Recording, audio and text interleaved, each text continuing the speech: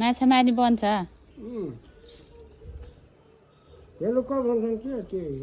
हेलुका म त देखेको छैन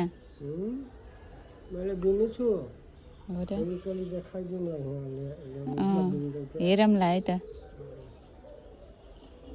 कति दिनमा बन्छ नि यो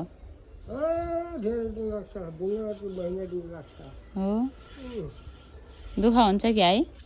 दुःखै हुन्छ क्या